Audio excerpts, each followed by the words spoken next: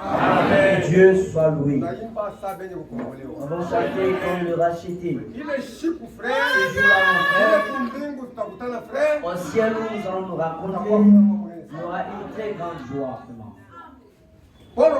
Et Paul dit, ce que Dieu a déjà préparé, les oreilles n'ont jamais entendu, les yeux n'ont jamais vu. Ce qu'il a préparé pour nous, s'il faut l'expliquer, nous allons vous mentir. Il fallait entrer pour les expérimenter. Il y a d'autres choses qu'on ne peut pas comprendre, mais nous croyons seulement. Si vous croyez, vous le verrez aussi. Que Dieu nous bénisse. Nous avons notre prédication. La préparation. Matayarisho. La préparation. Pourquoi la préparation? Puisque nous sommes dans le voyage. Nous sommes dans le voyage. C'est pourquoi à chaque voyage, il faut la préparer. Il y a de ces gens-là. Ils ne se préparent pas puisqu'ils ne savent pas où ils vont. Ils sont de ce monde. C'est les voyageurs qui se préparent. Si Dieu t'a appelé à ce message, il t'a appelé pour se préparer. Il t'a pas appelé ici pour chercher autre chose que les dénominations cherchent. Non, c'est la préparation. India, la préparation, nous n'avons rien à vous dire ici. On ne dira pas que viens ici pour gagner de l'argent. Non. On ne dira pas que viens ici pour que tu aies une meilleure vie. Non, mon frère. On ne te dit pas de venir ici pour trouver de l'emploi. Non. Non. Si tu viens ici, c'est pour la préparation pour aller au ciel. Ce ciel ici était pour les autres. C'était les Juifs qui étaient les propriétaires du ciel. C'était eux le premier. Ils ont renié l'invitation. On leur a donné l'invitation. Ils ont présenté des esquisses. Ils ont renié. Et Dieu a dit, de maintenant, tous ceux que j'ai donné les invitations, et ils ont donné, ils ont présenté des esquisses, ils ne peuvent pas goûter à la nourriture que j'ai préparée. Allez partout dans la vie, allez ramasser tout le boîtier. C'est ça la grâce, mon frère. Ceux qui n'ont pas mérité, ceux qui n'ont pas dit, ont été dignes maintenant. C'est ça la grâce. C'est la situation de la grâce. Il n'y a pas l'effort de quelqu'un. Il n'y a pas ton effort. C'est Dieu qui a décidé. Si Dieu décide, personne ne peut les contredire. Il n'a pas de conseillers. Ils ont blagué, les a effacés dans la scène.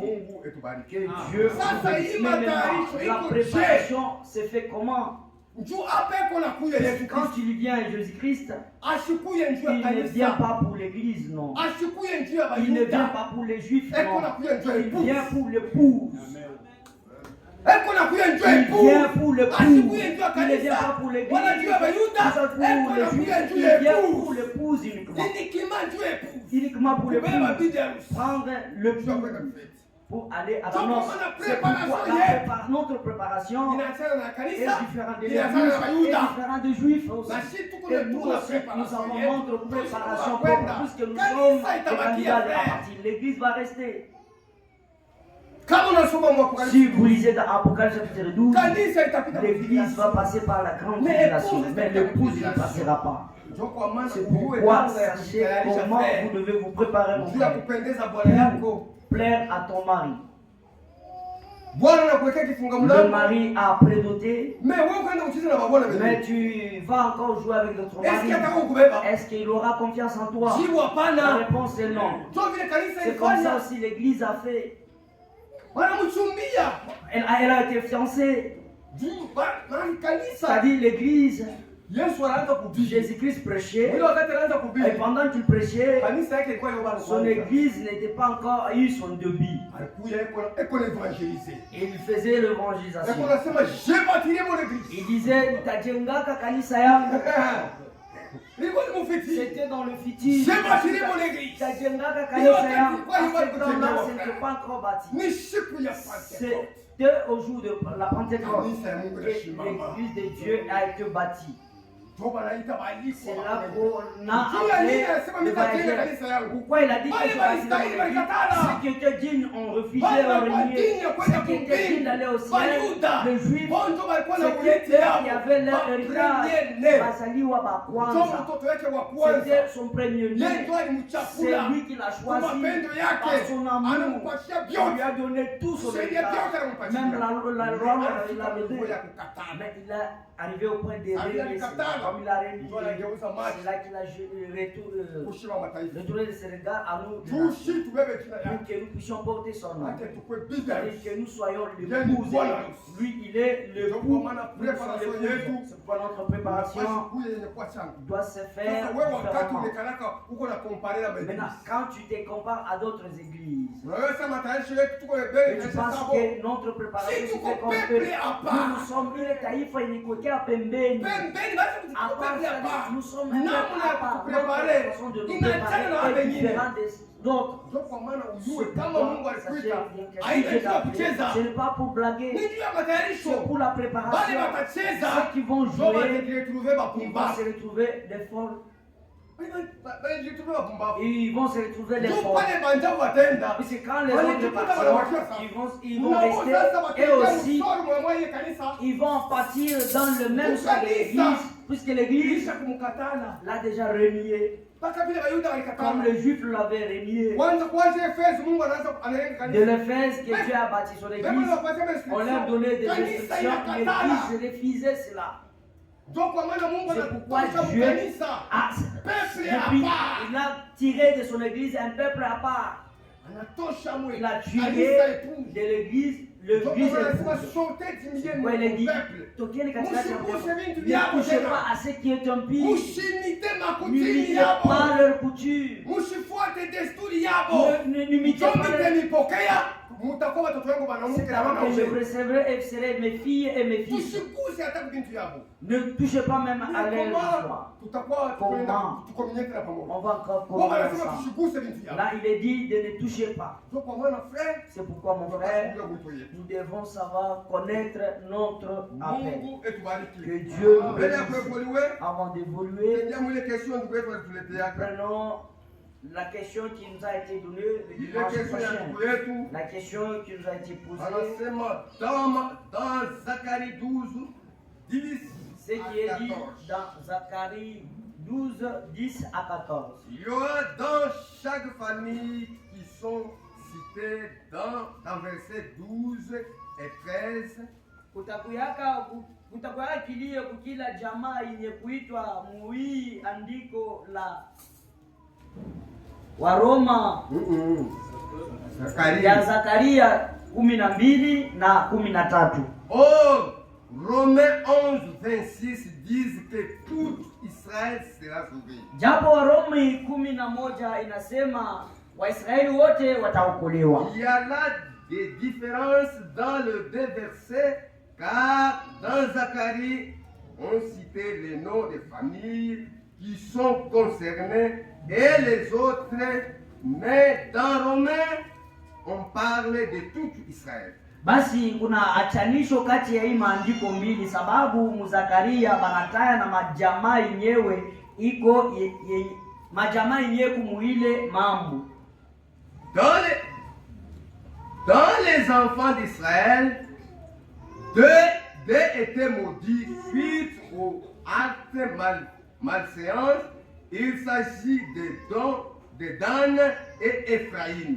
Na mwile makabila mbili ya Israeli, mulikuwa hii makabila mbili inye ililaniwaka, muna mwile banataya ni ya Dan na Ephraim. Kufatana na vile selon Apocalypse 7, 5 à 8, ces deux tribus ne sont pas là. Kufatana na ile inasemewa Ufunuo sura ya 7 kuanzia mstari ya 5 hadi ya 8. Asema hii makabila mbili haina hapo. Mais les tribus existent même aujourd'hui. Lakini ile makabila iko hapo na leo. Est-ce qu'ils seront dans Romains 11, 26 pour dire qu'ils seront sauvés ces deux tribus. Sa vile ile makabila iko hapo ni kusema na wewe itakuwa muile andiko ya Warumi yenyewe kusema Waisraeli wote wataokolewa. S'il vous plaît, me répondez dimanche. Kama ikinipendeza munijibu yeko musiku ya muyenga. Le dimanche ne se maka le dimanche que avant de répondre, il faut comprendre la question. Une fois que tu ne comprends pas la question, tu ne donneras pas la réponse conforme.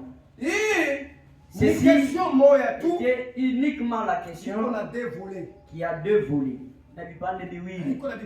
Ça, deux volets. Il voulait poser que ces deux tribus ont été maudits et aussi seront sauvés quand Israël tout entier sera sauvé. Ces deux tribus sera aussi sauvé. C'était ça sa question. Puisque cela n'est pas cité quand on citait d'autres tribus.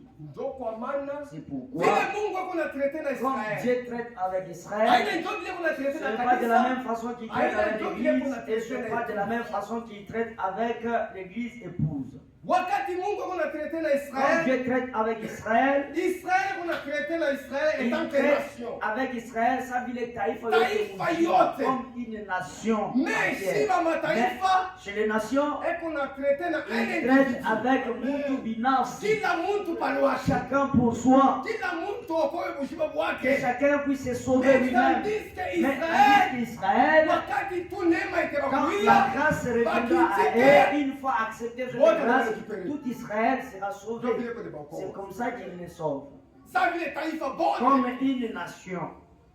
Maintenant, le problème qui est posé ici, concernant ces deux tribus, concernant ces deux tribus de Dan et d'Ephraïm. Quand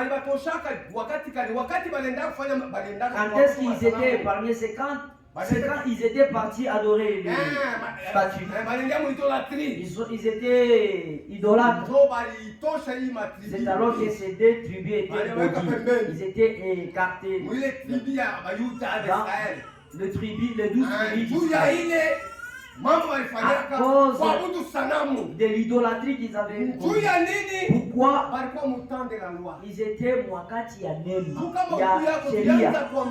Si tu étais là, on avait commencé de loin. Je dis kuna vipande vitatu. Et ces trois vipande là, il y a l'âge ya zamiri. Et kizazi ya zamiri, il n'avait pas la loi. Il n'y avait pas la loi, mon frère. Qui devait la conduire, qui avait la conscience. Et cette conscience-là, Dieu l'avait placée dans l'homme pour reprocher l'homme. Et c'était aussi la loi. C'est ce qu'on appelait l'âge de conscience. Si tu fais un mal, on te rapproche que tu as fait ceci.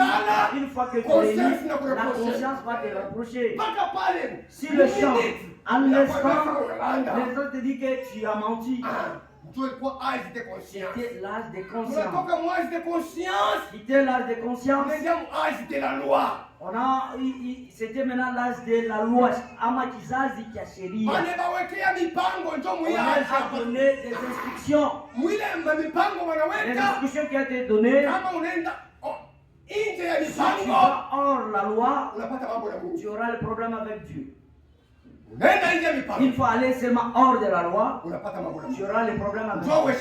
Parce que tu n'as pas obéi à la loi. Nous avons quitté l'âge de la loi. Maintenant, nous sommes dans l'âge de la grâce. Ama kizazi ya neema. Wakati ya neema. Wakati ya neema. Lisons.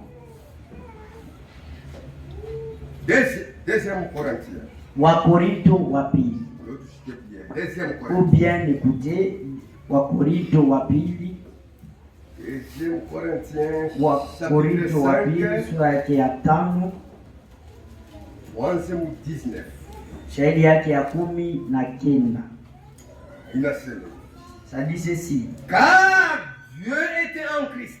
Maana Mungu alikuwa ndani ya Kristo. Réconcilier le monde avec lui-même. Akipatanisha ulimwengu pamoja naye En mwenyewe. n'imputant point aux hommes leurs offenses. Bila kuhesabiwa kwa bantu makosa yabo. Il a mis en nous la parole de la réconciliation. Akiweka ndani yetu neno la upatanishi. Hapa ni temps de grâce. Ici c'est dans le temps de grâce. Au temps de grâce. Dans ces temps de grâce, il n'y a pas encore l'affaire de se rappeler ce qui était au passé.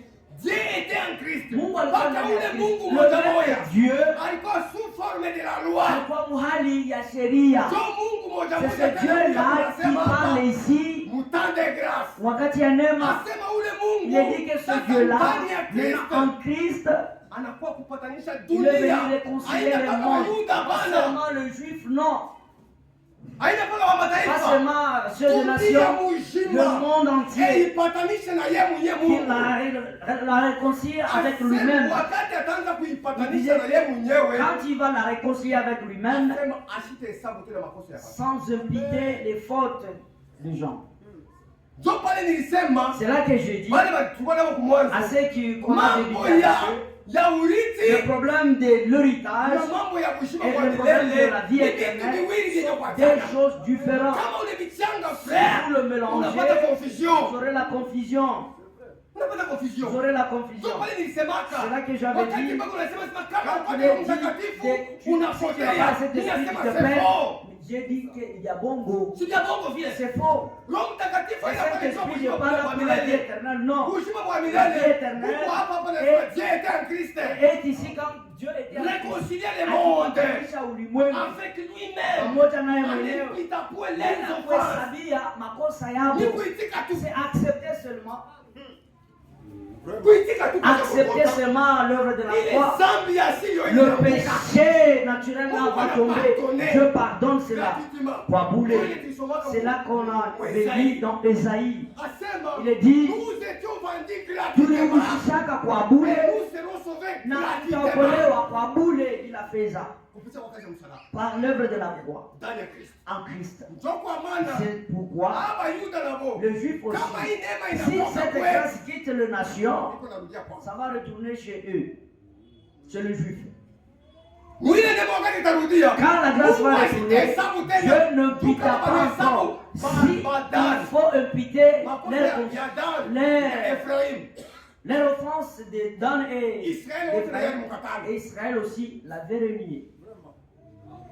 Haina paka Dan. C'est pas seulement Dan qui a offensé Israël wote Dieu. walimkatana. Israël, tout Israël l'a Dan rejeté. walimtosha. Dan a été tué. Wanamtosha Il muma. a été tué. Wakati kila kizazi Quand chaque kilikuwa na maprivilege chaque yao. famille avait ses privilèges. Ile Mungu Dieu aliwapatia. leur avait donné. Wakati waliwatosha Quand ils na étaient ile tirés, maprivilege et même yote tout le privilège là qu'ils avaient, Israeli naye Israël aussi, Mungu alimpatia Dieu lui avait donné les ciels sawa vile mzaliwa wa kwanza. comme le premier-né. Na bo vile Et aussi, balikatala comme ils l'ont rejeté, Mungu naye Dieu les aliwatosha. a aussi tirés de là. Maana aliwatosha C'est-à-dire, il les a ile mchi nakatwa écartés. anakukamata wewe na Il a mimi. pris seulement le branche qui épouse moi. On ne mettait pas en Manake disant na branche. yeye Israeli Et c'est-à-dire aussi Israël anaenda kupoteza urithi yake. a perdu aussi son héritage. Yeye ndio alikuwa kwenda kumbingu. Celui qui était le premier Ndio kwa maana à Biblia c'est inasema pourquoi la Bible les dit fils du royaume. watoto ya ufalme. Sera Mwana wa terror. ufalme atakuwa inji. Wote walikuwa watoto C'était wa eux qui ufalme. étaient le fils du Watakuwa royaume. nje Ils seront juu ya dehors. nini? Pourquoi? Ndio ile Jean 14, C'est que Jean 1 Jean 1, kwanza mu 11. verset 11, Ile anasema Qui anasema dit- il est venu chez les siens. alikuwa kubaki. Baki wakumpokee. Les siens ne l'ont pas reçu. Ni Wayuda. C'était le juif. Mais kubali Mais walipokea. à ceux qui l'ont reçu, Anawafanya kuya watoto ya il les Mungu. a fait enfants de Dieu. Anawafanya Il les a donné pouvoir. le pouvoir de devenir enfants de Dieu. Make si yetu C'est-à-dire, kupokea. nous qui l'ont reçu, Watoto ndio kuna urithi. ce sont les enfants qui ont l'héritage. Donc, comment on Possèdent a l'héritage. pas le C'est pourquoi héritage nous à avons Mungu. aussi l'héritage d'aller au ciel. Make mbingu inakuwa yetu. Les ciels nous Ndio appartiennent. tulimpokea. Puisque nous l'avons Ah, reçu. c'est bon. C'est-à-dire, eux, Hawakumpokea. ils ne l'ont pas reçu. Nasoma hii nye ma verset. Nous lisons d'abord ce verset qui nous a été qui a été donné dans ces questions.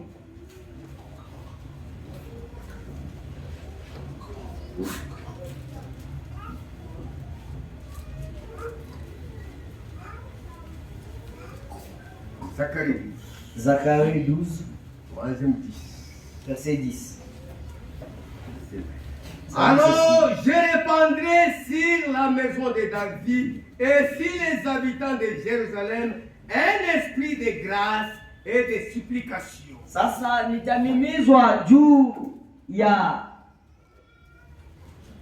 Alors je répandrai sur la maison de David et sur les habitants de Jérusalem. Sasa nitamimizwa juu ya nyumba ya Daudi na juu ya wakaji wa Yerusalema Un esprit de grâce et de supplication. roho ya neema na roho ya maombolezo. Wakati neema itakuja kuna Sasa masiku. grâce Mungu ya mwenyewe yote atakupeleka. c'est Dieu qui va s'occuper de ça. Il dit que c'est moi qui reprendrai cet esprit-là de grâce Na ya komboleza watu et de supplication pour que les gens se supplient. Akibale wote batareconnaître. C'est-à-dire tous ceux qui reconnaîtront, Wote habitants wa tous les habitants de Jérusalem. La Bible est claire, est claire. Si nous la lisons, il faut la lire avec l'Esprit de Dieu.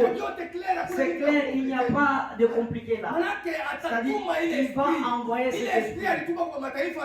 L'esprit qu'il a envoyé sur les nations de grâce, dans cet esprit-là, il ne piquera pas leurs offenses. C'est-à-dire, ils ont perdu leur héritage.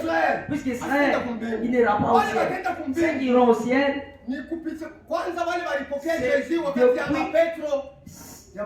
des temps de Pierre qui ont été agrafés à l'épouse. Ce sont eux qui sont comptés à l'épouse à partir de ceux qui ont régné. Dieu a brisé l'alliance. C'est avec eux qu'on ira avec eux au ciel. Le temps de Pierre, après cet âge-là, ceux qui l'ont renié, c'est eux qui vont ressusciter et ils partiront avec le Pierre, les André. C'est-à-dire ils partiront aussi au ciel. Puisqu'ils sont aussi gravés à l'épouse. Et ils l'ont reçu. Ils l'ont reçu. Et ils ont fait ces enfants, et ils sont aussi héritiers du ciel. C'est pourquoi nous sommes lisons dans Osée, livre d'Osée.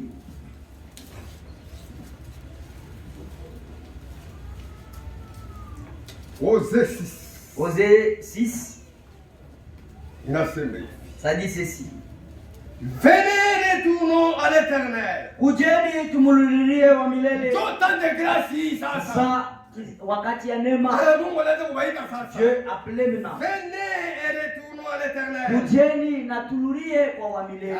Il a déchiré. Maana yeye alipasula.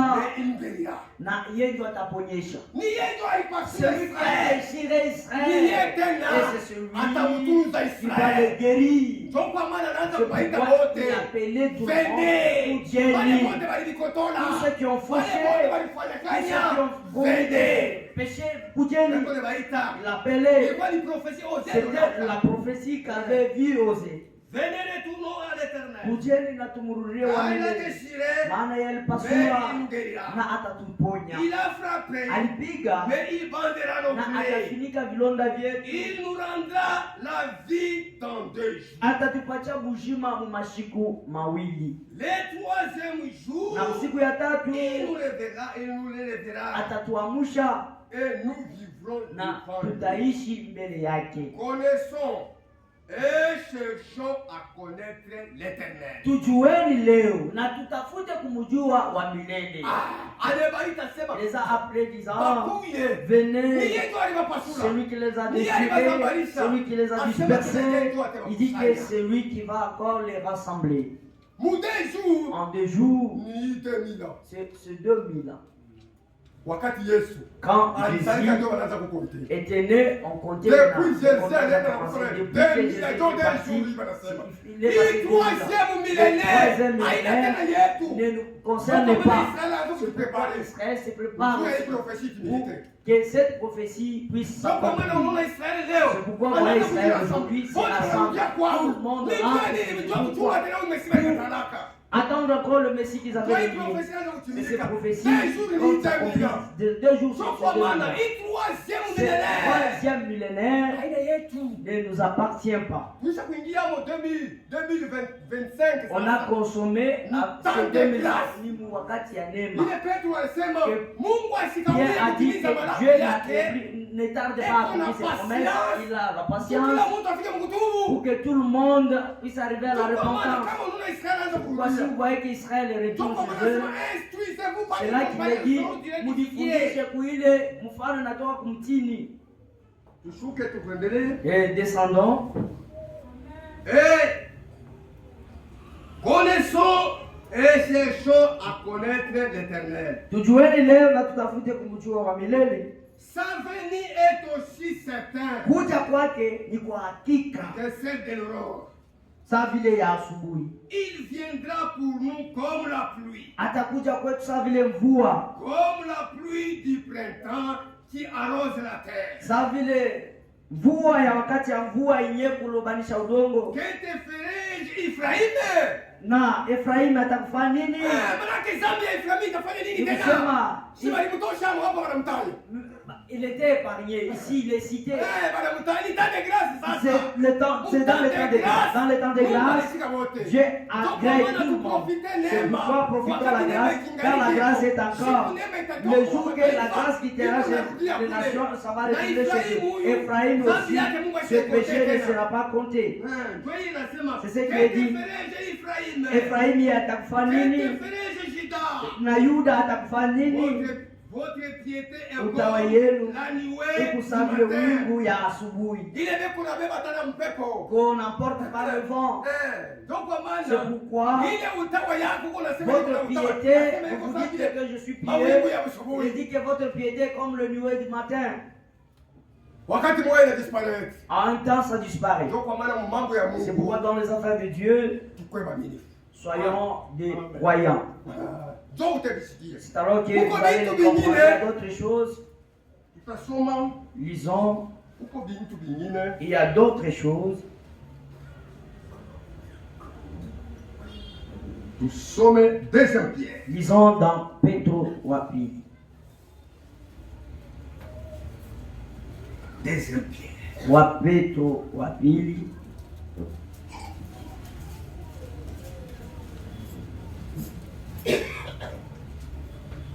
Deuxième Pierre, chapitre 1. Petro wa pili sura yake ya kwanza Twende mu 19. shairi yake ya 19.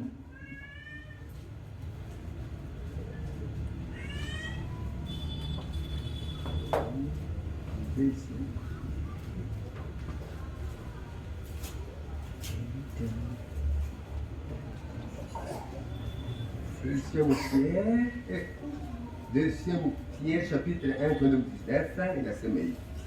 Petro wa pili sura ya kwanza mstari yake ya 10.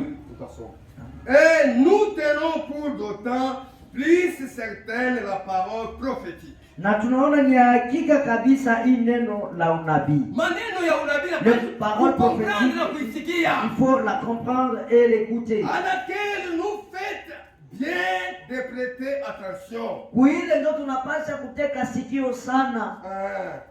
Comme une lampe qui brille dans un lieu obscur. Sa vile taa yenye kuangaza mfashi moja ya giza. Jusqu'à ce que le jour vienne. Hata mpaka siku mchana ikija ikionekana. Et que l'étoile du matin se lève dans vos cœurs. Na nyota ya asubuhi ipate kuinuka mioyoni mwenu. Sachant tout d'abord. Yenye kujua kwanza même qu'aucune prophétie de l'écriture ne peut être un objet d'interprétation particulière. Benye kujua kusema nini wenyewe ya kama hakuna hata unabii mmoja ya andiko inapasi kuwa na matafsiri ya kipekee. Ya vile wewe mwenyewe unaviona. Comme toi-même tu le vois, tu le comprends. Ah, ce n'est pas par une volonté d'homme qu'une prophétie a jamais été portée. Kwa maana haina kufatana na mtu njo unabii kunaletwa. Mais c'est poussé par le Saint-Esprit. Lakini ni kupitia uongozi wa Roho Mtakatifu. Et des hommes ont parlé de la part de Dieu. Dieu. Ya kama watu walisemea kutokea Mungu.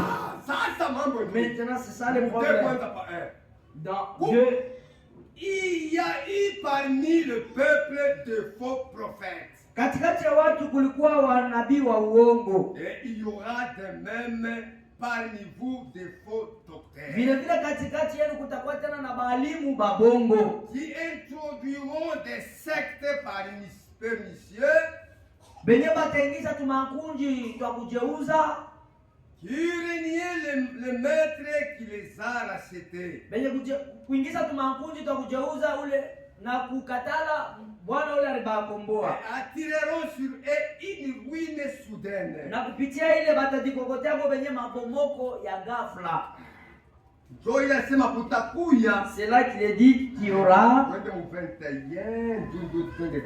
Le verset 21. Merci. 21 le verset 21. Mieux vouloir pour eux n'avoir pas connu la voie de la justice. Le verset 21 inasema ilikuwa mzuri kwao bashipokee ile uwaki, njia ya uwaki. Ndio kwa maana c'est pourquoi inapaswa sema tuko natilia attention kwa maneno ya unabii. Nous devons prêter l'oreille à la parole prophétique. Paul dit dans ce texte il y a d'autres frères. C'est tellement difficile à les comprendre. Commençons le verset 14 pour pouvoir saisir bien l'idée. Car je sais que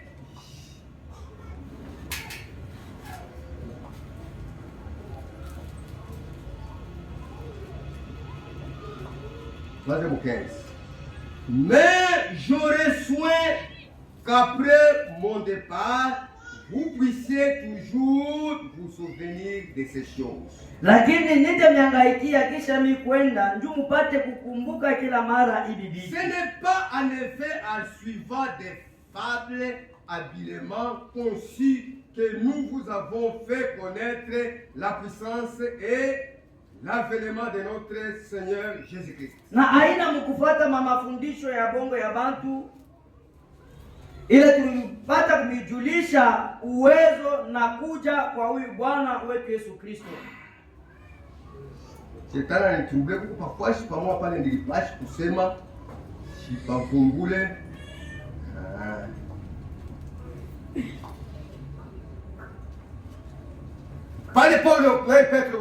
C'est là que Pierre dit, il dit, ce parole, nous devons, puisque ce sont les paroles prophétiques, puisqu'il y a dans notre temps, il est parlé des choses difficiles à comprendre cela. Mais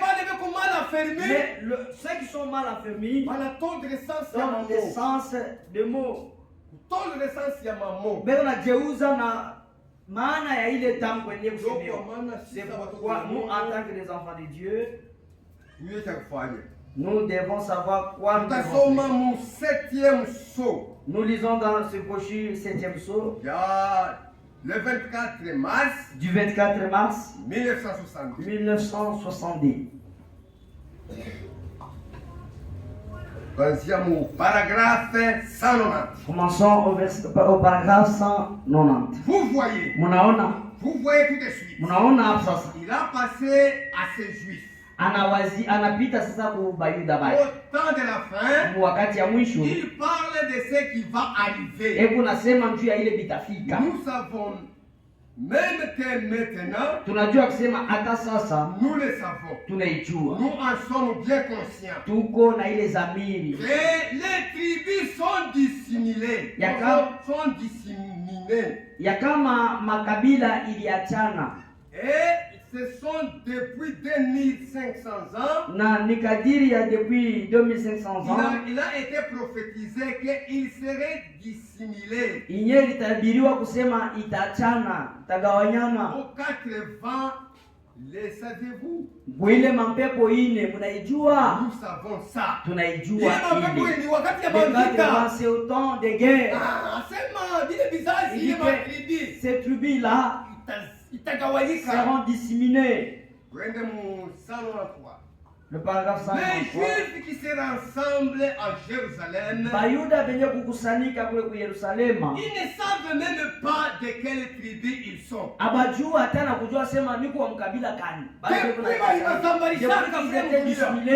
Dans le monde, il ne connaît pas qu'ils sont dans la génération d'Ephraïm ou soit des tribus. Quand ils étaient dispersés, mon frère, durant tous ces années qu'ils étaient au Congo, ils ne savaient pas pourquoi. À cause de ce qu'il avait remis. C'est là qu'il est dit. Ils n'ont plus de bannière de tribus. Abana na ile ufahamu ya kusema niko wa kabila fulani. Même ce bannière là ils n'ont pas. Tout ce qu'ils savent, bila binyebo wanajua tu. C'est qu'ils sont juifs. Ni kusema ke niko muyuda. Mambo ya wadane ba manafé, yote vile vitapotea frère. Tout cela est déjà perdu. Et même celui qui connaît Dieu, c'est ce que le prophète dit. C'est pourquoi. Et aussi, je pense qu'ils ne seront pas dans le temps de grâce. Il a été prophétisé qu'il serait comme ça dans le monde entier. Les livres ont été détruits. Ils ne savaient pas. Vous dites, de quelle tribu êtes-vous? Je ne sais pas. Sijou, ils ne connaissent pas. Même de Dan, même de Manassé, même de Pharaïm. Depuis qu'ils étaient dispersés, quand ils avaient renié le Messie, quand il était lors de sa première venue, Dieu les a privés. La gloire que tu auras. Mais la vie éternelle, non. C'est pourquoi le Saint-Esprit est là pour aller hériter le ciel. Il n'est pas là pour la vie éternelle. C'est là que nous allons descendre concernant le vierge folle. Nous allons descendre là-bas. Il y a trop de confusion. Ils ne font pas s'embrouiller. C'est que Dieu te demande, prépare-toi seulement.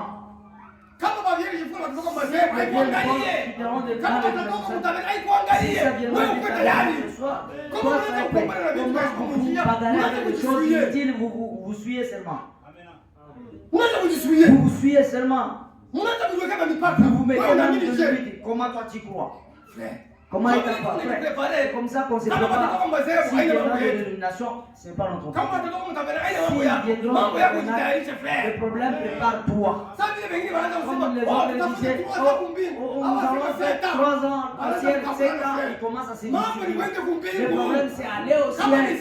Si c'est 7 ans au ciel, si c'est 3 ans, c'est au ciel. Le problème, c'est aller là-bas au ciel. Comment nous nous embrouillons avec la connaissance, il y a l'ipaka. Voilà. La connaissance qui a encore des difficultés. Nous connaissons en partie, frère. C'est pourquoi un croyant, c'est quand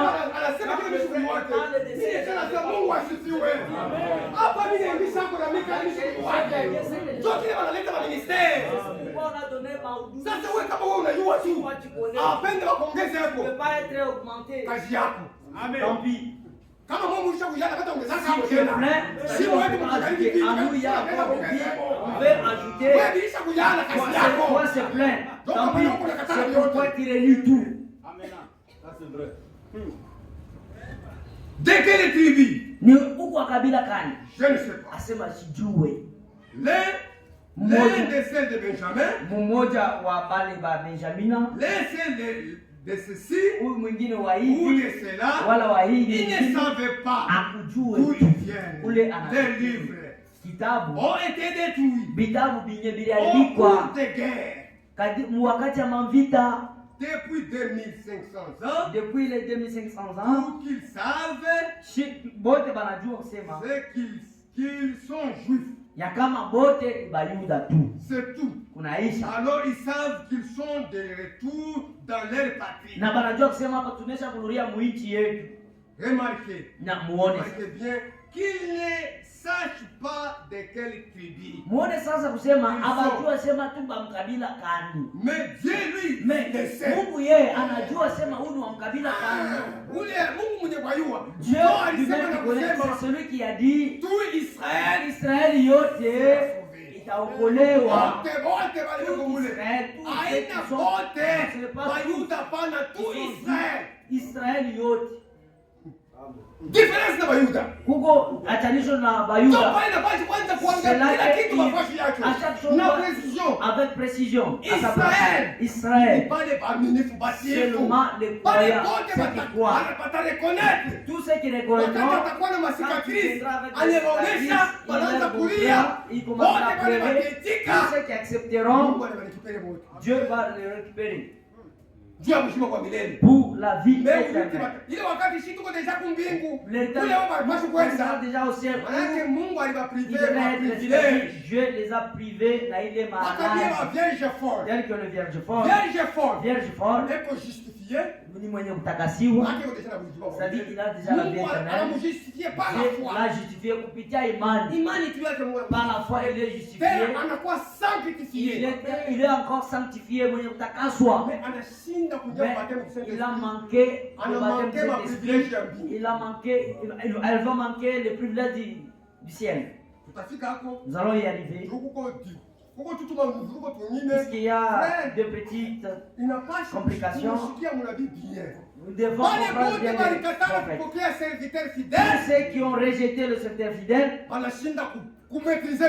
ils n'ont pas pu maîtriser ce message. Ils ne comprennent pas même le message. Ils ne savent pas la continuité de ce message. D'où Dieu place d'autres choses. Il y avait Élie. Il devait avoir aussi Élie. Pour la continuité de ce ministère. Il y avait Moïse. Il fallait qu'il y ait encore Josué. Il devait continuer avec ce message. C'est pourquoi il fallait qu'il y ait Branham et le serviteur fidèle. Si toi tu réunis l'un d'eux, il y a beaucoup de messages. Il y a beaucoup de messages. Les autres relient même le serviteur fidèle. L'autre a proclamé, l'autre commence à distribuer. Parcourir le monde entier, la nourriture spirituelle autant que mais quand on l'a renié, beaucoup de confusion dans leur tête. Il y a d'autres choses, mon frère. Si tu n'as pas encore compris, priez Dieu qui t'aide. Il t'a donné la grâce d'écouter. C'est pourquoi le livre d'Apocalypse, ça commence avec la bénédiction Mabaraka et c'est fini par la malédiction Laana. Il dit, celui qui lit ule kunasoma et qui entend na mwenye kusikia le parole de la prophétie, maneno ya unabii. Tu devais lire, apprendre cela. Ce sont les problèmes de la prophétie. Et à la fin, il est dit, Oli, à celui qui va augmenter et à celui qui va retrancher. C'est pourquoi nous tirons attention à la parole de Dieu. Nous tirons attention. Tout ceci, c'est juste la connaissance. Ça ne nous aidera à rien. Ça nous positionne seulement. Il n'a pas saviné mfupa ya mkongo. Pour bien s'équilibrer. Sinon, tu seras dérouté. Le frère qui a posé la question. En conclusion,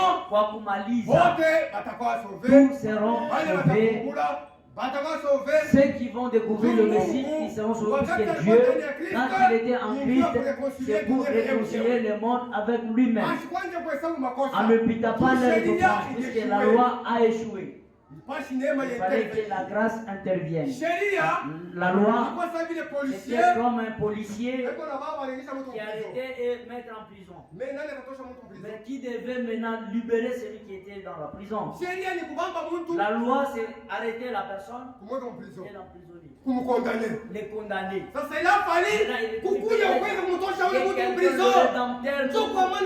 alipashi intervenir. Que la grâce intervienne. C'est Ce message n'est pas venu pour chercher des autres connaissances. Le message est venu pour obéir à ce que Dieu a dit dans notre temps. Et le reste, mon frère, Dieu va augmenter. On n'a pas étudié la théologie, mais Dieu nous ajoute seulement. Dieu nous donne seulement. Pourquoi on s'est humilié entre ses mains. Et Dieu, dans son temps, il demande à nous élever dans son propre temps. C'est pourquoi humiliez-vous seulement sous le main puissant de Dieu. Au temps convenable, Dieu va t'élever. C'est pourquoi il est dit, nous devons reconnaître notre temps. Et dans ces brochures, kutambua siku yenu. Il y a le 26 juillet 1964. Ilihubiriwa le 26 juillet 1964. Paragraphe 25. Nous abordons aujourd'hui une leçon d'école de dimanche. Leo tuko nabeba ako mafundisho moya ya masomo ya watoto wa Muyenda. Je veux que vous preniez conscience. Napenda mupate kufahamu ile. Mfahamu mko na dhamiri ya conscience de cela. Et que vous reconnaissiez le temps où nous vivons. Na mupate kutambua ni wakati gani ile tunaishi. C'est à l'épouse qu'on s'adresse. Savoir dans quel temps nous vivons. Dans le temps dernier que Paul disait. Le temps est presque écoulé pour nous. Asema nyakati nesha kumalizika kwetu. Frère, le temps est presque écoulé. Quand nous voyons Israël là-bas, le temps est compté. Comme vous le voyez. Savile mkunaiona. Alors, na sasa kupitia pa vous devriez reconnaître avec précision. Munapaswa kujua na usahihi yote. Na précision. Avec usahihi. L'épouse ne sera pas dans Mungu asema pita restaurer. Bili bakazamu balikulia, bashiriki balikulia. Pourquoi? Pour que mon peuple ne soit pas dans la confusion. Si Dieu a c'est le même message qui était au début que nous possédons aujourd'hui. Il est dit que kupitia pale munapaswa kutambua na usahihi yote wakati, saa, les signes na malama et le message na ujumbe yenye unapaswa kupokea. Vous devez avoir la précision, savoir que ce message n'est pas là pour ne pas se préparer. Ils se sont retrouvés vierges folles. Ils se sont retrouvés vierges folles. Pourquoi? Parce qu'ils jouaient avec le message. Ceux qui se combattent avec des connaissances, au lieu de se préparer en conséquence. Comment tu as compris? Tu crois comme eux? Et aussi, toi aussi tu crois à cela? Où allons-nous avec cela? Et il y a la sanctification dans cela? Et la réponse est non. Ils sont bien disciplinés. S'il y a des choses que tu ne comprends pas, prie Dieu, il puisse t'aider. Ne commentez pas là-dessus. Le jour où la vérité, tu seras comme un faux. Tu vas commencer à se défendre. Tu vas t'éloigner de plus. Le diable, dans la connaissance, il est appelé Mouti à femme. Il connaît beaucoup. Et même dans les Écritures, il va te dribbler. Il prend de ceci et il met ça devant. Pour ne pas bien se préparer. Vous devez savoir le message, même l'air. Avoir des précisions, c'est le temps de l'épouse. C'est le temps de l'épouse que nous vivons. L'épouse ne peut pas passer à la tribulation si tu restes. Tu manques la préparation. Sachez qu'il y a de problèmes qui Ile viennent, mambo frère. ces problèmes-là, Msiyovile. je ne sais pas comment ça va Ni passer. mambo mbaya sana Ce frère. sont des horribles Mambo ya choses. nguvu Ce frère. sont des horribles choses. Babati. Ceux qui auront la chance, Bali beko mukabuli déjà. ceux qui sont dans la tombe, Beko na neema. ils seront épargnés un tout petit peu. Hata uko sanctifié. Même si vous êtes sanctifié, Kama uko mukabuli. si tu es dans la tombe, Uko vierge fort. tu es vierge forte. Tuko deja ulikuwa na lampi yako. Puisque tu es déjà, Sasa peko confusion. il y a la confusion. Apocalypse 24. Par Apocalypse 24, Ndio peko problem. c'est là où il y a le problème. Namna ya kushikia ile verset. Le temps de comprendre cela, c'est là où il y a le problème. Tunasoma pa kushikia. En comprenant cela, c'est là que la Bale Bible beko dit, nasoma. heureux ceux qui Na lisent kushikia. et qui Avant écoutent. tusome ile Apocalypse 24. Avant de lire dans Apocalypse Tusome mbele 24, 5e somo. lisons d'abord dans les Tuko ile 5e sourds, kuambatana na 5e somo. puisque cela est en accord avec le 5e sourd. Kazi ya Mungu hii L'œuvre de Dieu, mon frère, haina kuingia mtu ne anakaraka. va pas entrer Ni mambo à la ya hâte. nguvu. C'est un problème où ça demande de précision. Il faut que Dieu nous aide.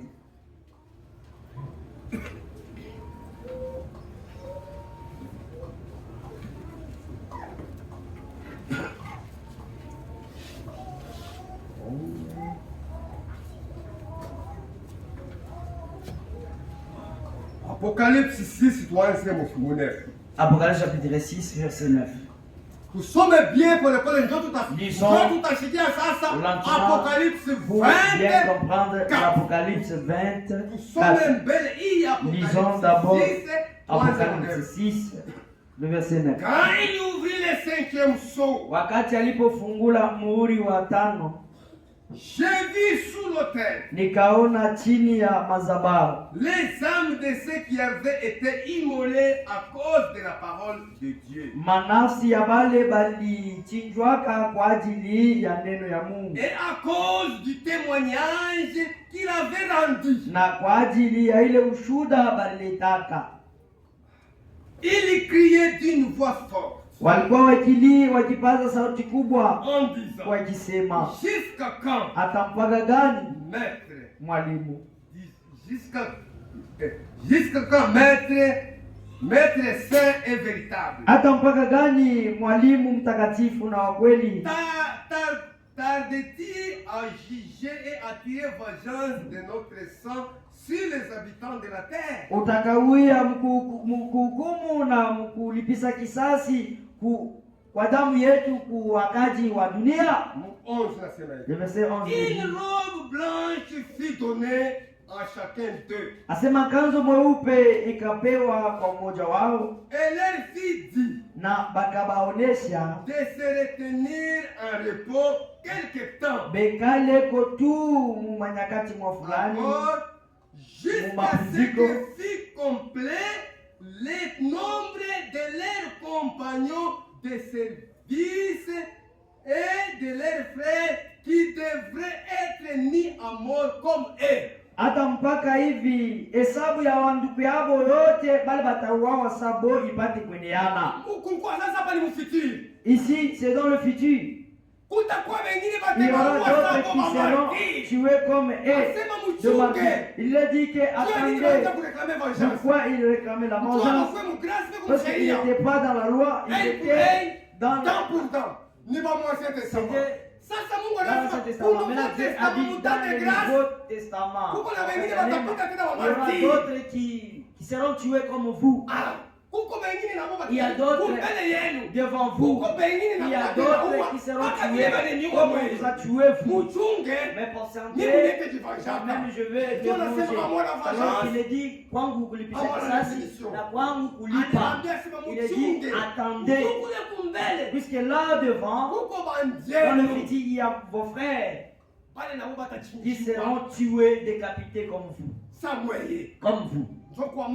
C'est pourquoi soyez dans la patience. La Bible est claire. Et tous les détails Dieu a donné. La confusion est en nous. À Dieu, il n'y a pas la confusion. C'est pourquoi Paul posait la question et il s'étonnait. Il s'est tourné aux Galates. Galatiens. Paul s'est tourné. Galates 1, 6. C'est dans Galates 1, verset 6. Il disait ceci. Je m'étonne que vous vous détourniez. Ninashanga sababu munageuka. Si promptement que celui qui vous a appelé par la grâce de Christ. Kwa haraka kwa ule alimwita kwa neema ya Kristo. On s'étonne comment les gens adorent Branham. On s'étonne du fait que vous vous êtes détourné si promptement à l'évangile que nous vous avons donné. Ça peut commencer aujourd'hui, mon frère. Les opposants même dans ces temps-là étaient. Non. Pour passer à un autre évangile. Dieu a kwenda kwa injili ingine. Non pas qu'il y ait un autre évangile. Hakuna kusema kwa injili ingine. Hakuna frère message ingine. Wala injili ingine. Message mpaka ile mmoja tukayaka. Seulement le même si vous voyez que ce sont les hommes qui ont des troubles dans leur tête. Message frère. Le message est l'unique. Il n'y a pas de message. Non. Au troisième âge. Troisième testament. Le prochain troisième testament. Oh, Branham et Dieu. Où ils vont. Et ils ont trouvé ça où? Est-ce qu'ils vont le confirmer avec la Bible? C'est juste la confusion des brochures, façon de comprendre. Non pas qu'il y ait un autre évangile. Mais il y a des gens qui vous troublent. Qui veulent renverser benye kugeuza injili ya Kristo. La Bible dit il y a des gens, c'est eux qui troublent les amis, ses frères. Tout à fait, vérifiez-les avec la Bible. Si vous lisez la Bible et tu ne comprends pas, retournez dans la Bible. Là tu ne peux pas te perdre. Tu ne peux pas te perdre. Tu vas bien marcher. Mais quand nous-mêmes, quand un ange du ciel annoncerait un autre évangile que celui que nous avons prêché, atashe benyewe kama kunakuwa malaika mwenye atatoka mbinguni mwenye atahubiri injili yenye kuachana na ile tulihubiri, akuwe chini ya laana. Combien de gens sont sous la malédiction? Vile banajeuza hii ujumbe. Il y a combien de tabernacles?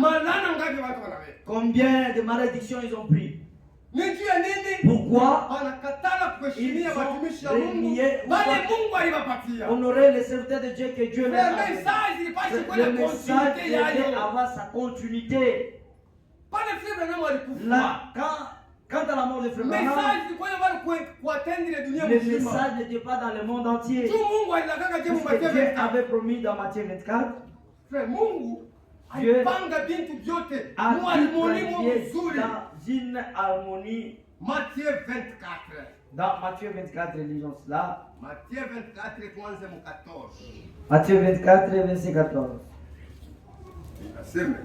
C'est là il dit. Alors aussi plusieurs succomberont. Sasa bamingi batangukaka. Et se trahiront. Na batajikosea. C'est dans le futur, Jésus parlait concernant notre âge. Et se haïront. Na batachukiana wamoja na wengine. Et ne le voyez-vous pas? Plusieurs faux prophètes s'élèveront. Banabi babongo bamingi batainukaka. Et séduiront beaucoup de gens. Na batatongozaka bantu bamingi. Et parce que l'iniquité se sera accrue. Na sababu maovu itazidikaka. Itaongezeka maovu itazidikika. Mubaya butaongezeka. Le mal va s'accroître. La Bible ne dit pas que ça va diminuer. Quand nous parlons l'iniquité s'accroît. Pour arriver dans le prochain, le mal va se doubler. C'est là que nous allons. Dieu avait vu tout cela comme ça. Sababu uovu utazidikika. La charité de plus grand nombre se refroidira. Na mapendo ya watu bamingi itapoa. Mapendo ya Mungu, mapendo ya kupenda neno yake. Mon frère, ça va diminuer. Watu watakuwa na connaissance. Les gens posséderont la connaissance. Ils voudront un arbre de connaissance collé à la fois. Dieu avait prédit cela dans notre temps. Mais celui qui persévère sera sauvé. Ataokolewa. Wakati biku yako ndio sasa mu 14. Quand cela y arrive, c'est au verset 14. Hii habari njema ya ufalme itahubiriwa ulimwengu yote mzima juu ya kushuhudia kwa mataifa yote, na ndio pale mwisho itafika. Ce message puisse être dans le monde entier. C'est ce que Dieu avait dit. Cette bonne nouvelle d'aller au ciel, de préparer l'époux, doit être prêchée dans le monde entier. C'est cette œuvre que Frère Franck a accomplie. Parcourir le monde entier, dans tous les continents, pour distribuer la notice. Il y a pas de Dieu, que cela soit distribué partout. Mais les gens l'ont renié. Et quand ils l'ont renié, c'est là qu'ils vont se retrouver étant de vierges fortes. Ils se trouveront dans cet état-là. Pourquoi? Parce que la bonne nouvelle que Dieu a envoyée, pour que cela puisse les aider. Chez les autres, ça sera seulement juste des témoignages. Mais ça ne peut pas le sauver. Ça ne le sauvera pas. Ça sera uniquement un témoignage. Nous sommes maintenant dans Apocalypse 20, verset 4. Pour bien comparer ce qui a été dit dans le 5e psaume, on voit comment Dieu a placé les choses dans l'harmonie. Apocalypse 20.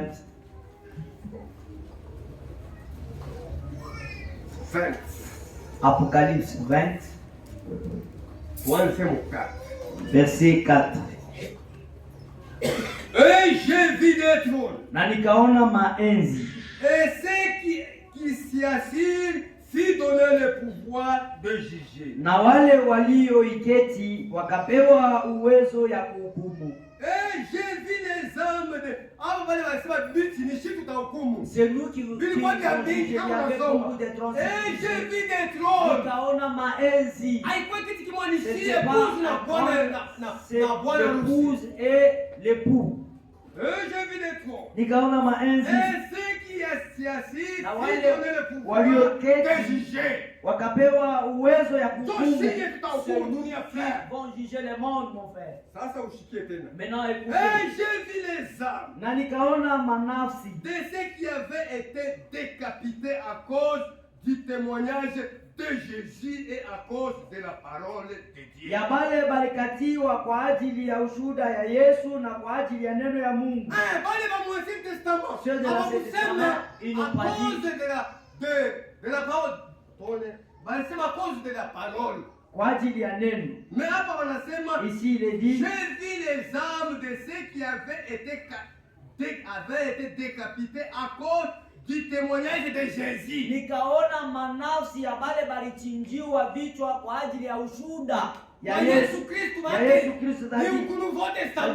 Dans le Nouveau Testament. C'est pas dans l'Ancien Testament, non. C'est qui ont témoigné de Jésus-Christ. Et il y a ceux qui ont été décapités à cause de ce témoignage.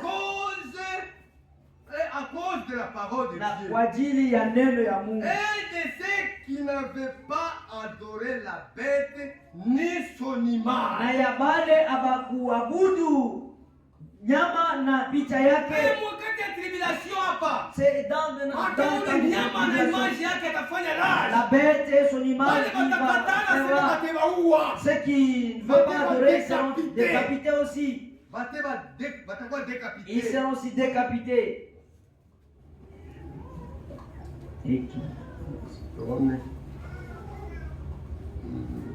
Ni son image et qui n'avaient pas reçu la marque sur leur front et sur leurs mains. Na abakupokee alama kwa sura yabo na kwa mkono yabo. Il revient à la vie et il régnait avec Christ pendant 1000 ans. Wakarudia kubujima na bakatawala pamoja na Kristo mbele ya siku utawala miaka 1000 batafufuka na bo. Haina wale mavyeji walikufa hapa. Ni wale watakuwa decapité. Wale batakatiwa. Unasikia kuna difference? La ya la difference. Wewe unakufa leo kwa sanctifié. Si tu m'avais pour nous pour nous pas atteindre le but. Ça n'a pas atteint ile kifukuzi. Oui, ni la wote kama mkaburi. Dans 1000 ans tu seras dans la tombe. Wewe utakuwa kama mkaburi. Tu seras toujours dans la tombe. Ni wale watakuwa décapités. Ils seront décapités. Njumu ya wakati ya laji. Wale watetika frère beba uwe baba. Ceux qui vont accepter d'être décapités comme nos frères du début. Asema avant de régner 1000 ans. Avant de régner 1000 ans. Jean a vu qu'ils reviennent à la vie. Puisqu'ils seront tués ensemble. Mais les autres qui étaient morts par la mort normale, et ils seront dans la tombe. Le Vierge folle sera dans la tombe. C'est vrai, il sera dans la tombe. Il y a deux sortes de vierges folles. C'est là où il y a la complication. C'est qui vont passer par la mort normale, ils seront sanctifiés, justifiés. Une vierge folle parce qu'ils n'ont pas le Saint-Esprit. Mais ceux qui sont aussi, qui étaient décapités, ceux qui étaient morts, ayant le Saint-Esprit, ils seront récités par la première résurrection. Nous continuons. Il revient à la vie et il régnait avec Christ pendant 1000 ans. Les autres morts ne reviennent point à la vie. Jusqu'à ce que les 1000 ans fient accompli.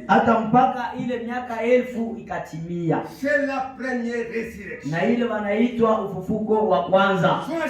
Vous avez écouté? Il compartit à la bête. Cela est dans la partie A et B.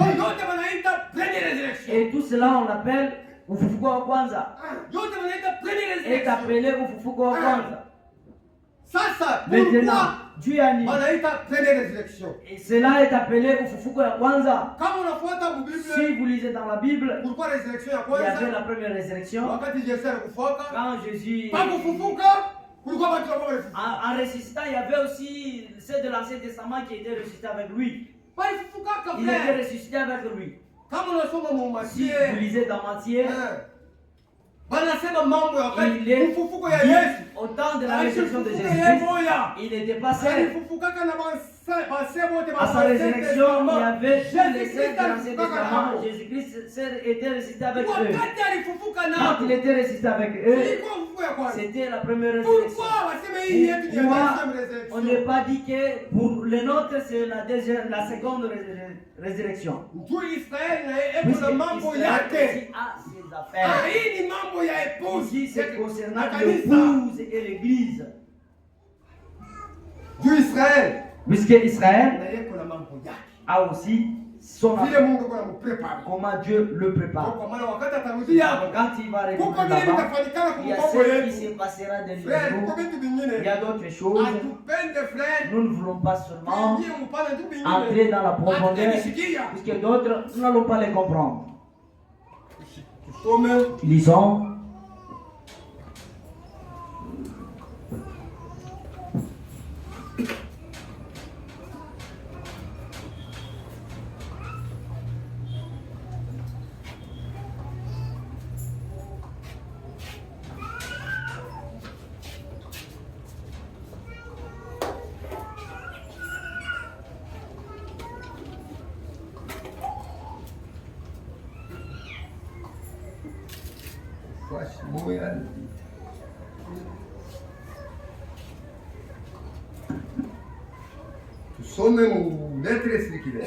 Lisons dans donnez-vous de la manne fraîche. Hii barua kuzunguka mudipatie maana ya mubichi. Prêché à Krefeld le 5 mai 1985. Ilihubiriwa ku Krefeld le 5 mai 1985. Et transmis depuis Krefeld le 30 novembre 1924. Na ilihubirishwa le 30 novembre 2024.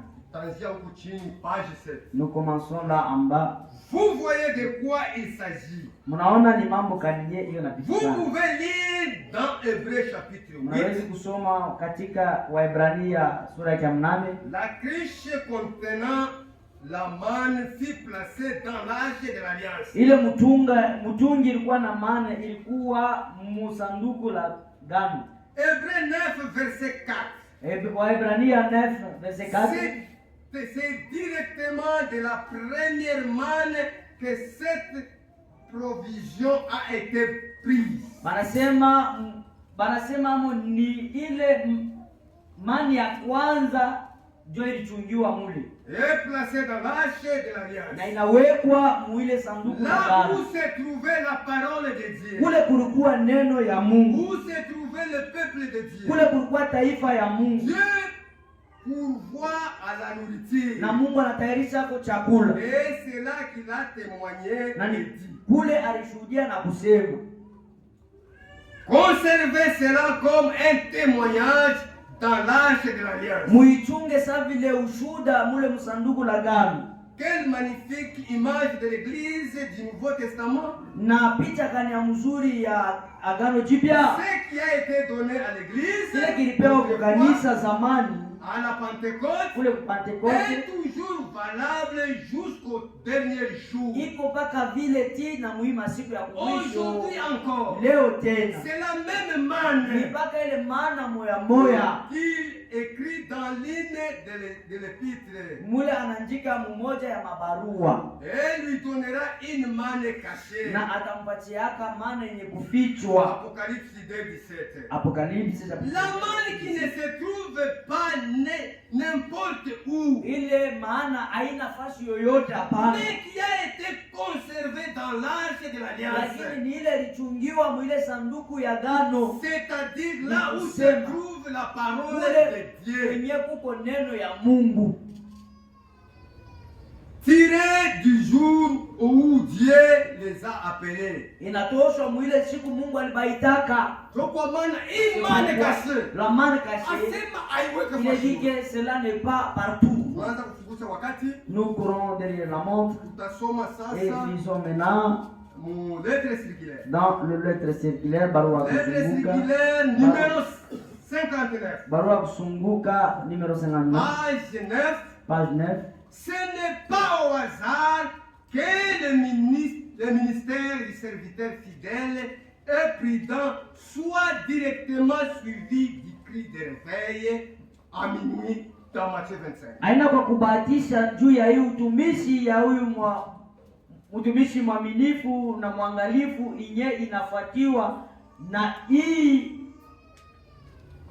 Matthieu 25 26. Voici l'époux. Tazameni bwana harusi. Allez à sa rencontre. Kwendeni mkamlaki. Ce dernier message est bien directement adressé aux vierges sages. Hii ujumbe ya mwisho inalekea kubale ba bikira ba benye hekima. Seul celui qui appartient à l'église épouse acceptera ce que l'époux lui a dit par la parole. Paka ule kumkanisa ya bibi harusi njoo natechika vile bwana harusi yuko namuonesha kupitia neno. C'est là que nous vivons. Sababu njoo vile tu kunaishi. Le fait d'être prête pour les vierges sages. Hali tu ya kuwa tayari juu ya bale ba bikira benye hekima. Ne peut être lié qu'avec le ministère que Dieu a établi. Jole kuna mfanya ke apate kuambatana na ile mautumishi Mungu aliweka. Le ministère que le Seigneur a établi contient en lui-même deux choses.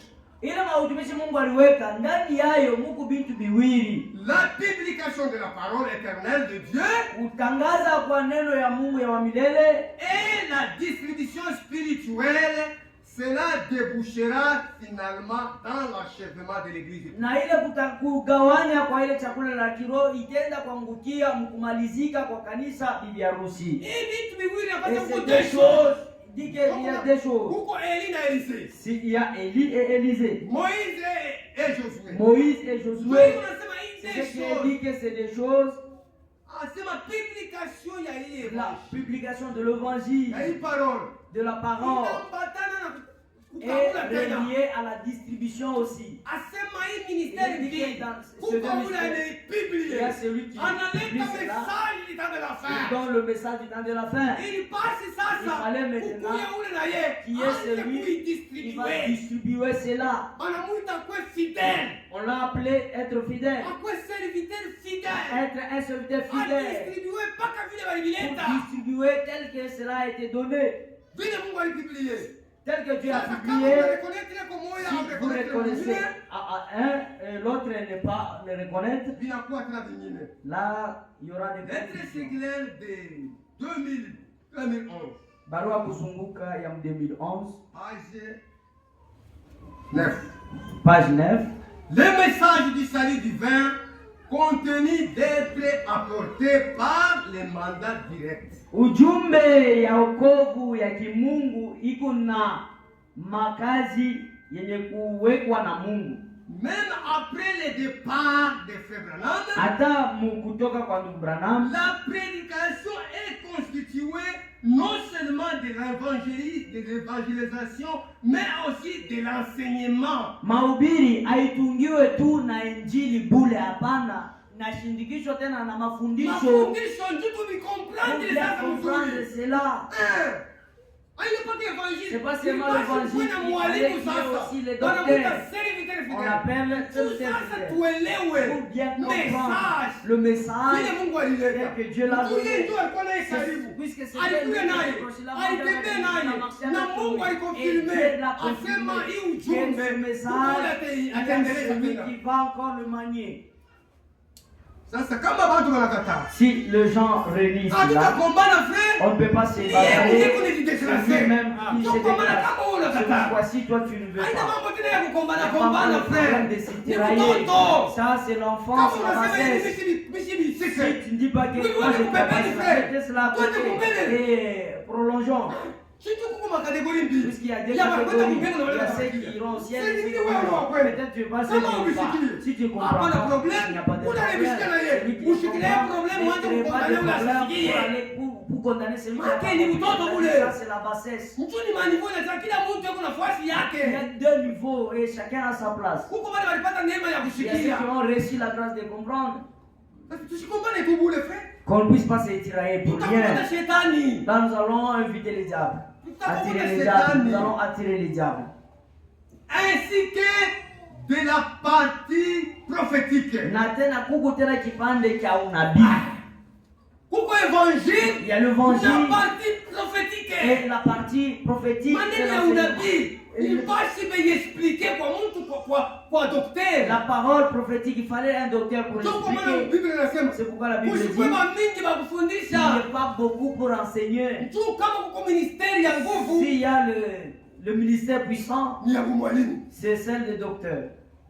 Évangéliste frère. Les évangélistes, mon frère. Mwalimu frère. Être Ndio kwa maana docteur, wanasema washikwe mingi. c'est là qu'il est dit qu'il ne soit pas nombreux. Toute confusion, je peux dire Pour qu'il n'y ait pas la c'est un cri confusion. de réveil adressé à toutes les vierges Lalamiko ya uamsho yenyewe inalekea kubikira boti. qui entendaient la venue de l'époux. Bale banaanza kuchunga kuja kwa bwana Voici harusi. l'époux. Tazameni bwana Allez à sa harusi. rencontre. Mwende mkamlaki. Toutefois, ces derniers Na messages kila mara yeye ujumbe wa mwisho sera cru dans sa pureté, itaminiwa mutakaso ya yote uniquement par les vierges sages, mpaka kubale babikira benye hekima sans y ajouter bila la kuongeza moindre interprétation. hata matafsiri kaloko. Ce sont elles Ni bale qui croient comme le dit les Écritures. beko naamini kufatana vile maandiko inasema. À la page 10, Mu page 10 karatasi ya dernière 10 ligne. kumwisho kumstari ya mwisho,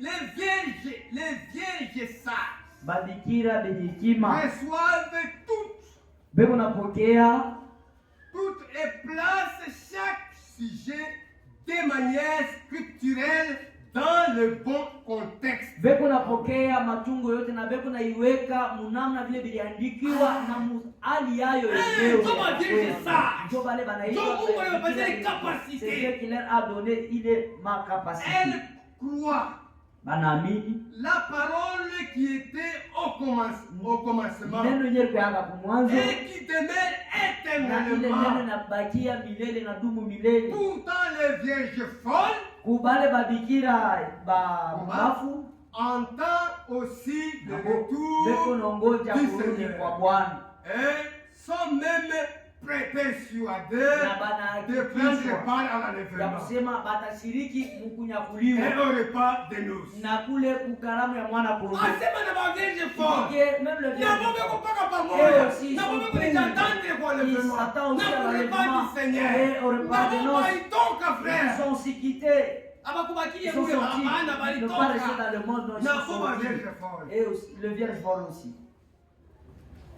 Entendent le retour du Seigneur et sont même persuadés Na de beko na ile prendre part à uhakika ya l'enlèvement. kusema nabo batanyakuliwa na bataenda kuile karamu ya mwana kondoo. Mais elles passent à côté de ce que Dieu a fait maintenant. Lakini banapita pembeni ya vile Mungu anafanya leo. Ah, vile Mungu hapo C'est nafanya. que Dieu fait Mungu maintenant. atumikake na wafu. Dieu ne Mungu atumikake na travaille pas avec washimo. le mort, Dieu travaille avec le vivant. Kama Mungu huyo atoka msemu, Si Dieu qui est dans le sein, anatumika na wao. et il travaille avec elle. Batumishi wote basi kuna Tous message les sur serviteurs. mais anachia Mais batumishi il kama a manda laissé yuko hapo. aussi, il y a des mandats Ba qui sont. serviteurs yuko Les hapo. serviteurs Na sont wao là. mpaka Et fidèle aussi, vile ils sont aussi balibapatia. fidèles à ce qu'ils Donc, ont été maana donnés. hatuwezi C'est kuprêcher pourquoi vitu nous ne vingine pouvons vya pas prêcher kuprêcher. d'autres choses de Mungu notre wewe tête. kutangulia Il y a basi ceux qui kupanga. ont précédé, ils ont planifié. Ndio mle tuko C'est natembelea là que vile nous watu. marchons aussi dans ce trace-là. Lettre circulaire Barua ya kuzunguka d'avril 2012, ya avril 2012, page 12, page 12, paragraphe, paragraphe premier paragraphe. ya kwanza. Les folles passèrent à côté de cela Bale babikira bapumbavu balipita mbali na hili et pembeni ya manquent hili. ainsi leur Na ndio préparation. vile balikosa matayarisho yao. Bonto ndio kile balikosea C'est comme ça matarisho. qu'ils ont manqué leur préparation. Bana manqué, frère. Ils ont manqué leur Celui qui préparation. rejette Ule les ministères anakatala ile qui utumishi a succédé iye ilifuatia, doit se demander anapasha si kujiuliza vraiment il a compris le précédent. kama alielewa ule wa kwanza. Unashikia? Vous avez compris? Ule analejete huyu Celui qui wapi? rejette le Muulize précédent, uzuri. il doit se Est-ce qu'il a poser la compris question, le wa est-ce kwanza? qu'il a compris le premier? Ndio wa kwanza ndio Le alimsonda. premier, c'est celui qui l'a doigté, il a pointé. Mpaka comprendre C'est-à-dire qu'il frère. n'a pas compris le Donc premier. on est comme confusion. Pourquoi il est dans la confusion? Il Embrouillé. s'est embrouillé. Frère, tu suis embrouillé Il frère. ne faut pas Message s'embrouiller. s'il vous Le plaît. message est clair. Kama wale walimpokea Jean Baptiste, Qui ont reçu Jean-Baptiste, ndio walimvumbula et Jésus. aussi qui ont Aïe, les pharisiens. Ce sont pas les pharisiens, non. Aïe, les Ce scribes. sont pas les scribes, non. Ni wale walimpokea C'est- Jean c'est Baptiste, ceux qui ont ndio reçu walikuwa na bahati ya kumvumbula Jésus C'est Christ. eux qui avaient aussi la chance Wale de walipokea Branham, ceux qui ont reçu ndio Branham, wanavumbula ils ont aussi la na chance serviteur de prudent. le serviteur fidèle. Ndio wanauliza C'est ce qui est kama possible. umpokee. Si tu le reçois, Tunatuta eske na wa nous kwanza disons, wewe est-ce que unaelewa? le premier tu as compris ce Papa. mystère? Non. Pourquoi tout fanatique? Tu es juste fanatique. Lettre Pendeleu. circulaire de décembre Barua kuzunguka ya Desembre 2012, 2012, page 3. page 3. Les vierges folles Aba babikira ont-elles aussi babu- des lampes? na bo beko na mataa, Donc, l'inspiration, ni kusema uchamuko, toutefois, elle néglige leur préparation. na kila mara Point de pour le pause. Les vierges folles ont-elles aussi des lampes? Donc, l'inspiration, aba babikira babumbavu, ni kusema beko na mataa, ni kusema uchamuko. toutefois, elles négligent leur Kila préparation. mara bo beko na sura matayarisho yao, Elles croient aussi l'interprétation fausse beko naenda kuamini na bo kuile utafsiri ya bya bongo venant des hommes, ya kutokea bantu. alors que les sages, Sasa pale bajua kusema les sages ne croient que ce qui est réellement écrit na pale boba ale babikira benye hekima boba naamini mpaka vile vyenye kuandikiwa dans la parole. mu neno ya Mungu. À la page 18, Page nous 18, lisons. tunasoma Les vierges sages Vois aussi que le Seigneur lui-même a dit dans Matthieu 24, 45, 47, elles ont part à ce que Dieu fait actuellement. Entreront finalement dans la salle des noces.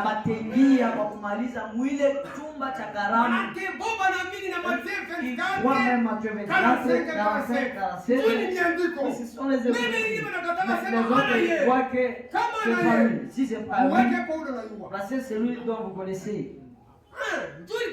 Puisqu'il fallait qu'il y ait. Si toi tu dis que c'est pas frère Branham, c'est celui dont vous voulez. Puisque frère Branham a terminé avec le message, mais il fallait qu'il y ait la continuité.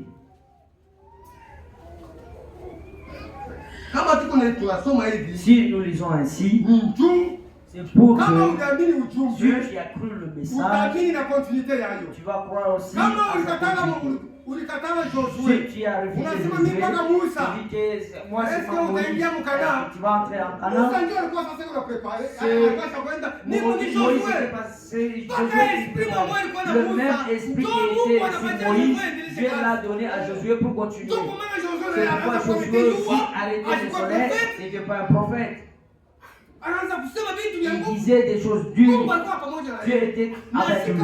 Et si nous voulons aussi aller à l'enlèvement, il faut accepter le précédent de mars 2013, page 13. La préparation il y a Bikira Benekima. est reliée au ministère du serviteur fidèle. Inafungwa kui utumishi ya mtumishi mwaminifu na mwangalizi. Et fidèle serviteur de Matthieu 24 et 45. Huyu mtumishi mwaminifu wa Matthieu 24:45. Directement au chapitre suivant. Sababu na usahihi yote kui andiko ya kufuata inasemewa. Alors le royaume de ciel. Sasa ufalme wa mbinguni inafanana kwa haba babikira bakumi. Ceci concerne notre temps. Hii inaangalia na wakati yetu. À la page 14. Page 14. Quelle voix le vierge folle ont-ils écouté? Ni sauti kandi hapa babikira bakumbafu balisikia. Le folle se laisse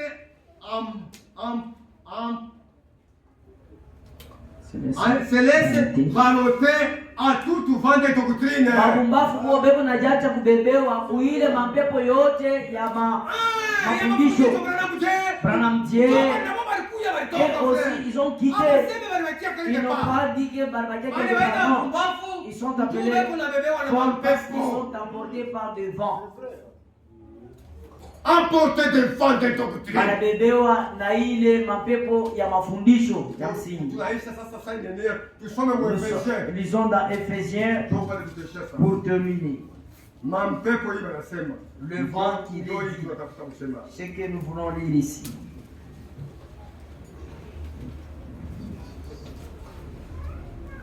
Ephésiens 4, 37 ou 13. Ephésiens chapitre 4, verset 6. Verset 11 pour bien continuer. Et il a donné les uns comme apôtres. Les autres comme prophètes. Les autres comme évangélistes. Les autres comme pasteurs et docteurs. Il m'a ministère ici devait être appelé par Dieu. Si c'est l'homme lui-même qui c'est là que nous avons beaucoup de difficultés dans ce message. Ce sont les difficultés que nous rencontrons dans les églises. C'est-à-dire ces hommes n'ont pas été appelés par Dieu. Pour apôtres et docteurs, apôtres na walimu, il a donné les uns comme apôtres, les autres comme prophètes, les autres comme évangélistes, les autres comme pasteurs et docteurs. Voilà que les 5 ministères. C'est mautumishi tano yenye que Dieu a donné. Ce ministère que Dieu a donné. Pourquoi? Pour le perfectionnement des saints. Juu ya ukamilifu ya watakatifu. En vue de l'œuvre du ministère et de l'édification du corps de Christ. Kwa ajili ya kazi ya utumishi na kwa ajili ya kujenga Juu mwili wa Kristo ijengwe.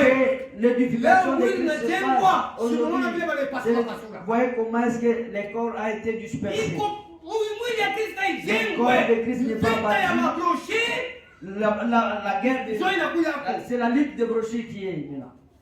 Mwili haijengwe tena, banaanza Le corps n'est pas bâti. kupasua ile mwili. On commence à détruire Donc, le il y a corps. même un ministère. C'est pour cela qu'on a donné Asema ndio le édification ministère. du corps de Christ. Mais non, c'est pour l'édification de Jusqu'à ce que nous Corps de Christ. soyons tous hata mpaka shebote parvenus à l'unité de la tupate foi. kufikia umoja wa imani. Est-ce que tuko mmoja Est-ce qu'on imani? est dans l'unité de la foi? Huyo anauliza wewe unaamini hivyo je? Celui-ci pose la Est-ce que question ni comment ministère tu crois? unaleta? Est-ce que c'est le ministère qu'on a donné? Hii ministère Ce ministère juu ya kuedifia corps. ont été donnés pour Sasa l'éducation wewe du corps de wanaweza Christ. kukukorriger, Mais unakataa? toi, on te corrige, tu refuses, tu ne veux pas Na la Yesu anaweza correction. kukataa frère. Même Jésus-Christ, on les renié. Haina mahubiri ya Yesu wote Ce n'est walishika. pas que c'est à la prédication de Christ, tout le monde Pour a cru à cela. l'éducation, pour l'unité de la foi Juu ya et de la Umoja wa imani. connaissance du Fils de na Dieu juu ya kujua huyu mwana wa Mungu à l'état d'homme fait. muile hali ya bumuntu, Mumujue Mungu wake. connaître ce Jésus-Christ, sa Vile divinité. wake, hii ministère. C'est-à-dire, ce Il faut ministère. aider Jésus-Christ musene. C'est kumwingisha Yesu mukazi yake À la mesure de la statue parfaite de Christ. mukipimo kya ukamilifu kya, Afin que nous ne soyons plus des enfants flottants emportés en tout vent des deux côtés. ili tusipate kwamba watoto waweze kubabaika na kubebewa kumapepo yote ya mafundisho. Paul avait vu cela. C'est-à-dire, il avait vu aussi Utakuwa na wale watabebewa. il y aura aussi ceux qui seront Par la emportés tromperie des hommes. kuma udanganyifu ya bantu, Par les rises. ujanja Dans wao, les moyens de séduction. muhali ya kutongoza. Mais que professant la vérité Mbegu natangaza ukweli dans la charité, mu mapendo, nous croissons à tout égard tuko nakomea kila mara à celui qui est le chef Christ. ndani ya ule mwenye kuwa shefu Kristo.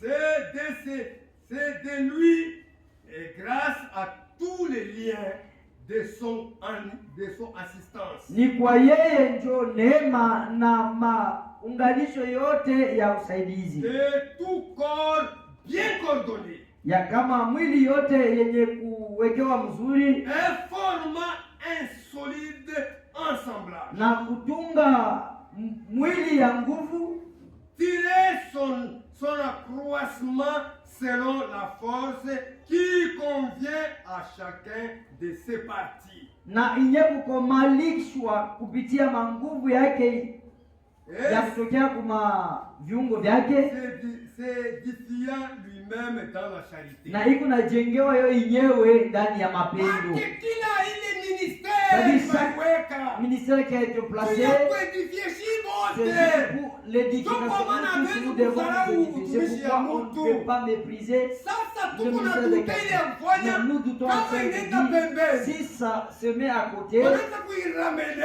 quand on veut les Inaanza corriger, kuresiste. ça commence à résister. Là, nous doutons Tunaituta ile utumishi. doutons carrément ça. Inaenda pembeni. Quand Asema ça tuiramene. là, il Inaanza faut la kushama. ramener, ça commence à traîner, à résister. Ile ministère Nous tunaituta. doutons à ce ministère-là. Juu vyote viko Puisque clair. tout est Biblia clair. iko clair. La Bible est Kama claire. nisishikie bien Si je ne Biblia, comprends pas inabasi bien le nikimbie Biblia, mu il Biblia. me faut accourir dans la Bible. Juu yo itakotoraka. Puisque la Bible ne fait pas défaut. Frère Manga Frère alipeleka Manga avait prêché ici. asema Il dit brochure la brochure haitakorishaka Biblia. ne peut pas corriger la Bible. Mais Biblia Mais itakorisha la Bible peut brochure. corriger la brochure. Ndio vile viko. C'est comme Sasa ça. wengine nao Ah, wanapenda brochure ikorishe Il veut Biblia. que la brochure corrige Kwetu la Bible. havitakosekanaka. Chez nous, c'est impossible. Mungu etubariki. Que Dieu nous bénisse.